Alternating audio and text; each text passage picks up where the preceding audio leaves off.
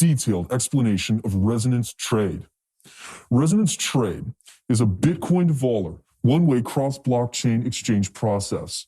The Voller and Bitcoin drive each other within the VDS ecology, forming a financial power with limitless circulation. Now, during the resonance trade process, this one-way exchange ratio between Bitcoin and Voller is determined by this resonance V pool. The resonance V pool can be understood as VDS chain pre-mined currency temporarily stored on the chain until issuance. We can imagine it as this inverted pyramid with no upper limit, just like this. And this inverted pyramid of Voller, it's made with a multi-level exchange ratio. Every level has enough funds for 10 Bitcoins. The bottom level is level 1. The Bitcoin to Voller ratio here is 1-to-1. That is 1 Bitcoin to 1 Voller. So this level has at most 10 Voller. Next is level 2. The ratio here is 1-to-2. 1 Bitcoin, 2 Voller. This level has at most 20 Voller. Next is level 3. 1-to-3. 1 Bitcoin, 3 Voller. We have at most 30 Voller. And it just keeps on going like this. So let's assume that what we're looking at is the 3,756th level. And 1 Bitcoin can be exchanged for 3,756 Voller. And that means this level has at most 37,560 Voller waiting to currently be converted. Now, if level 3,756 is currently the top level in the resonance V pool, then the cumulative Voller that we see in this resonance V pool would add up to 70,525,000 Voller. Now, this number happens to be the initial funds that will be in the resonance V pool.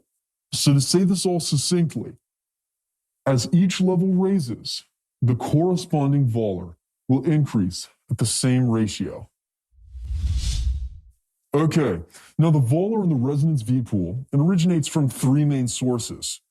The first one is through overvolume of newly issued VDS currency.